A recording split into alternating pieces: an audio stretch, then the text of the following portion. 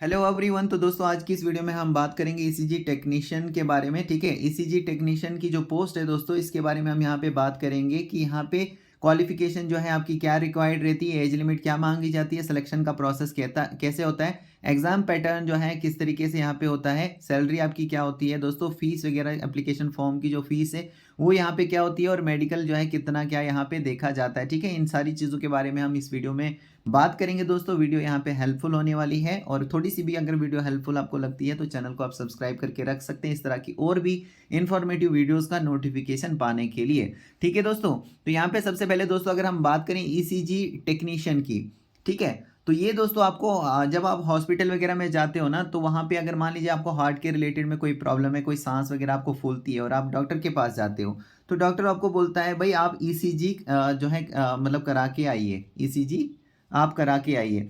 तो ईसीजी कराने के लिए वहाँ हॉस्पिटल में ही आपको एक मतलब एक लैब जैसी आपको मिल जाएगी, जहाँ पर जाकर आपको ये ईसीजी कराना होता है। ठीक है, और वहाँ पे जो भी ईसीजी करता है उसको बोला जाता है टेक्नीशियन, ईसीजी टेक्नीशियन, जो कि मशीनों का यूज़ करता है वहाँ पे, और उनका यूज़ करते हुए आपके जो यहाँ पे टेस्ट वगैरह हैं वो यहाँ पे करता है और आपको रिपोर्ट देता है जो आपको डॉक्टर को दिखानी होती है।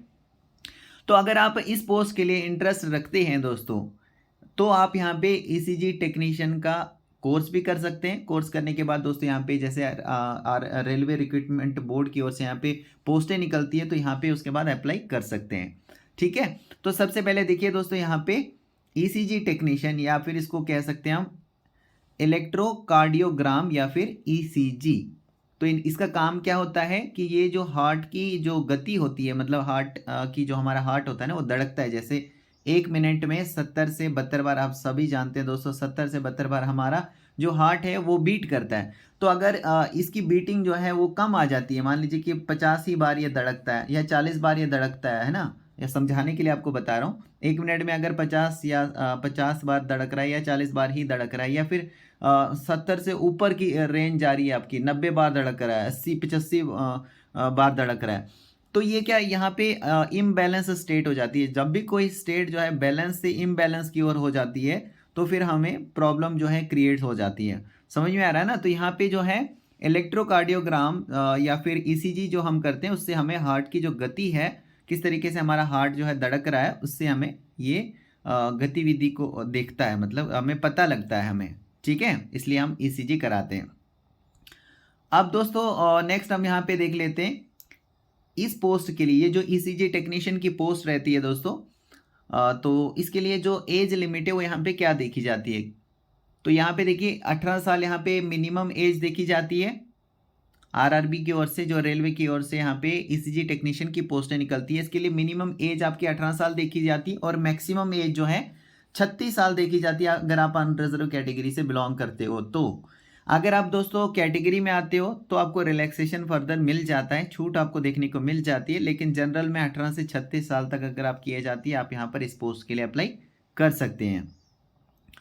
नेक्स्ट दोस्तों बात कर लेते हैं सैलरी की। तो सैलरी दोस्तों यहाँ पे इनिशियल पे 25,500 बताया गया है। ये लेवल 4 की पोस्ट रहती है।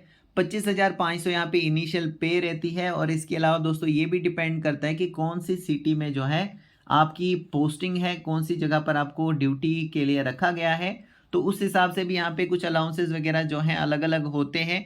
तो वो मिला के अगर हम देखें यहाँ पे अप्रॉक्स में, तो 35,000 से लेकर 40,000 तक महीना जो है आप यहाँ पे मतलब आपकी सैलरी जो है शुरुआती टाइम में आपकी इतनी सैलरी यहाँ पे हो सकती है। फिर से मैं आपको यहाँ पे बता दूं कि ये अप्रॉक्सीमेटली यहाँ पे सैलरी है, फिक्स सैलरी नहीं है, क्योंकि ये डिपेंड करता है कौन सी सिटी में आपको यहाँ पे पोस्ट किया गया है।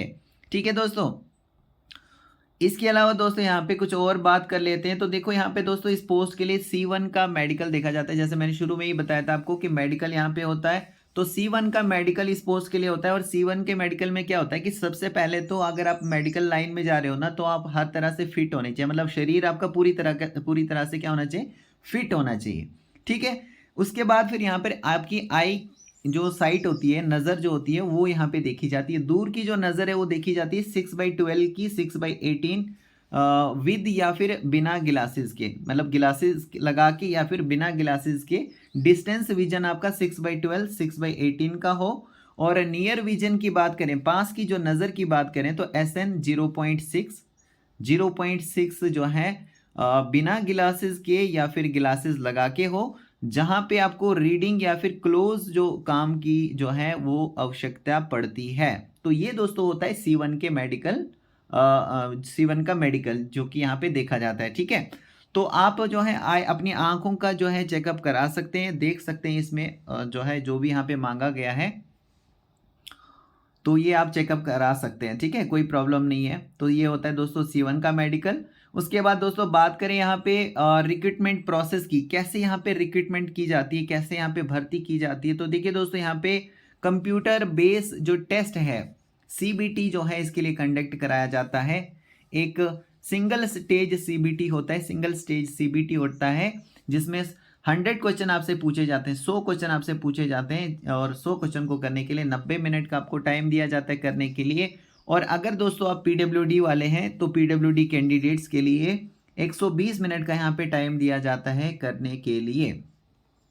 ठीक है दोस्तों, और यहाँ पे जो है ना ऑब्जेक्टिव मल्टीपल चॉइस के क्वेश्चन पूछे जाते हैं। 4 ऑप्शन उसके होते हैं क्वेश्चन के, 4 में से कोई भी एक आपको टिक करना होता है, वहां पे चूज करना होता है, आंसर करना होता है। और अगर आप किसी क्वेश्चन का मान लीजिए कि गलत आंसर दे देते हैं तो 1/3 के आपके जो मार्क्स हैं वो क्या किए जाते हैं, माइनस किए जाते हैं, यानी कि दोस्तों काटे जाते हैं। वो आप यहाँ पे नीचे देख भी सकते हैं। ठीक है जी। अब इसके अलावा दोस्तों यहाँ पे जो है ना अभी हम क्वालिफिकेशन को भी देखेंगे। जैसे ECG की पोस्ट है, मैं आपको समझा देता हूँ। जैसे ECG टेक्नीशियन की पोस्ट निकलती है तो इसके लिए जो है ना आपने कोर्स किया होना चाहिए ECG का। ECG टेक्नीशियन का आपने क्या किया होना चाहिए, कोर्स किया होना चाहिए। और जो कोर्स आपने ECG के रिलेटेड में किया होगा दोस्तों, जो भी यहाँ पे क्वालिफिकेशन मांगी जाएगी आपसे, तो जो आपने कोर्स किया है, जैसे सर्टिफिकेट किया है, डिप्लोमा किया है या डिग्री की है, तो इसी के रिलेटेड यहाँ से आपको क्वेश्चन पूछे जाएंगे सबसे ज़्यादा। इसलिए जो कोर्स आप करोगे दोस्तों, अगर इस पोस्ट के लिए आप इंटरेस्ट रखते हैं आगे चलकर, तो दोस्तों यहाँ पे आप अच्छे से पढ़िएगा, क्योंकि सबसे ज़्यादा यहाँ पे अगर आप रेलवे में नौकरी लेना चाहते हो तो देखो सबसे ज़्यादा यहाँ से क्वेश्चन पूछे जा रहे हैं प्रोफेशनल एबिलिटी से। यानी प्रोफेशनल एबिलिटी मतलब जो कोर्स आपने किया है ECG का, वहाँ से सबसे ज़्यादा क्वेश्चन पूछे जाएंगे। 70 क्वेश्चन पूछे जाएंगे, 70 मार्क्स के रहेंगे दोस्तों। और उसके बाद फिर जनरल अवेयरनेस से 10 क्वेश्चन हैं 10 मार्क्स के, जनरल अर्थमेटिक, जनरल इंटेलिजेंस और रीजनिंग से 10 क्वेश्चन हैं 10 मार्क्स के, जनरल साइंस से 10 क्वेश्चन हैं 10 मार्क्स के। इस तरीके से टोटल 100 क्वेश्चन आपसे पूछे जाएंगे, 100 मार्क्स के रहेंगे। इसका मतलब क्या है, एक क्वेश्चन आपका 1 नंबर का यहाँ पे होने वाला है। और किसी भी क्वेश्चन का गलत आंसर आप करोगे तो 1/3 के आपके मार्क्स क्या किए जाएंगे, माइनस किए जाएंगे दोस्तों। इसलिए दोस्तों आपको यहाँ पे ध्यान रखना है, जब भी आप यहाँ पे पेपर को मतलब वहां पे देने के लिए जाओगे तो।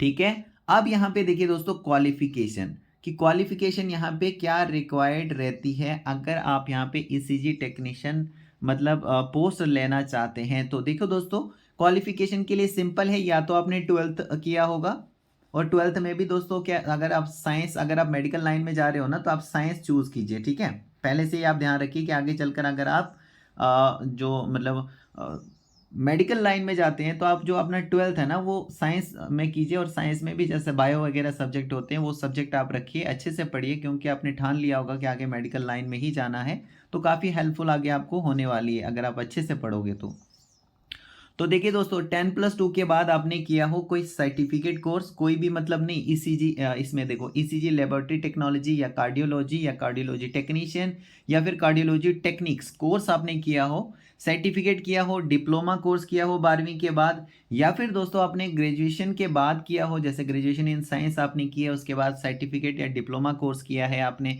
या फिर दोस्तों 12वीं के बाद आपने यहाँ पे डिग्री की हो ECG लेबोरेटरी टेक्नोलॉजी में, कार्डियोलॉजी में, कार्डियोलॉजी टेक्नीशियन में या फिर कार्डियोलॉजी टेक्निक्स में। और जहां से भी आपने ये कोर्स किया है, जिस भी इंस्टीट्यूट से, जिस भी कॉलेज से आपने डिग्री की है, तो दोस्तों वो जो है ना रेपुटेटेड होना चाहिए। क्या होना चाहिए दोस्तों, रेपुटेटेड होना चाहिए। ठीक है, और साथ में यहाँ पे नोट में बताया है कि अगर आपने सर्टिफिकेट की है, सर्टिफिकेट कोर्स आपने 12वीं के बाद अगर की है, तो इसका जो ड्यूरेशन है ये 1 साल से कम का नहीं होना चाहिए, 1 साल या फिर उससे ज़्यादा का ड्यूरेशन होना चाहिए। ठीक है ना, समझ में आया ना। अगर आपने दोस्तों सर्टिफिकेट की है 12वीं के बाद ECG लेबोरेटरी टेक्नोलॉजी में या कार्डियोलॉजी में या कार्डियोलॉजी टेक्नीशियन में या कार्डियोलॉजी टेक्निक्स में, तो सर्टिफिकेट जो है ना वो 1 साल का आपने किया होना चाहिए, 1 साल का आपने कोर्स किया होना चाहिए या फिर 1 साल से ऊपर का आपने सर्टिफिकेट कोर्स किया हो, तब जाके आप यहाँ पे एलिजिबल होते हैं अप्लाई करने के लिए। आई होप दोस्तों आपको यहाँ पे क्लियर हो रहा होगा। दोस्तों ये जो भी चीज़ें मैं आपको बता रहा हूँ, ये रेलवे की ओर से यहाँ पे जो पोस्ट निकलती है ईसीजी टेक्नीशियन की, वो मैं आपको यहाँ पे बता रहा हूँ। तो अगर आप रेलवे में ये जॉब लेना चाहते हैं, ईसीजी टेक्नीशियन की पोस्ट लेना चाहते हैं, तो ये वीडियो जो है ये आपके लिए हेल्पफुल है दोस्तों। जो भी यहाँ पे बताया गया है आप इसके लिए तैयारी कर सकते हैं। ठीक है जी। और इसके अलावा दोस्तों अगर हम फीस की बात करें, जैसे अगर ये पोस्ट निकलती है ना ईसीजी टेक्नीशियन की, जो पोस्ट निकलती है रेलवे की ओर से, जो कि हर साल यहाँ पे दोस्तों पोस्ट निकलने वाली है, तो जब भी ये पोस्ट निकलेगी दोस्तों, तो इसके लिए अगर आप यहाँ पे अप्लाई करते हैं, तो जो फीमेल्स हैं, जो फीमेल हैं, जो ट्रांसजेंडर हैं, है ना, जो ट्रांसजेंडर हैं, इसके अलावा जो SC ST EBC में जो आते हैं, मतलब जो कैटेगरी में आते हैं ना, उन कैंडिडेट्स के लिए दोस्तों 250 रुपये की फ़ीस है, जो कि आपको ऑनलाइन मोड से पे करनी है। और ये जो फ़ीस है ये आपको वापस मिल जाएगी जैसे आप कंप्यूटर बेस्ड टेस्ट देने के लिए अपीयर होंगे तो। ठीक है, जब भी कंप्यूटर बेस्ड टेस्ट होगा, जैसे आप वहाँ पे जाओगे उसके बाद आपको जो ये फ़ीस है ये आपको वापस मिल जाएगी। और बाकी जो अनरिजर्व कैटेगरी में कैंडिडेट्स आते हैं उनको 500 रुपये की फ़ीस है, जो कि शुरू में तो आपको ऑनलाइन मोड से ही पे करनी है। उसके बाद ये फ़ीस आपको वापस मिल जाएगी। जो भी बैंक के चार्जेस वगैरह होंगे वो काट के आपको जो फ़ीस है वो आपको वापस मिल जाएगी। जिस अकाउंट से आपने पैसा कटाया होगा, या तो उसी अकाउंट में आप मंगा सकते हैं या फिर कोई दूसरा अकाउंट जो है आप ऐड कर सकते हैं। ठीक है दोस्तों, तो होप करता हूँ सारी चीज़ें दोस्तों आपको क्लियर हो चुकी होंगी। So thank you very much.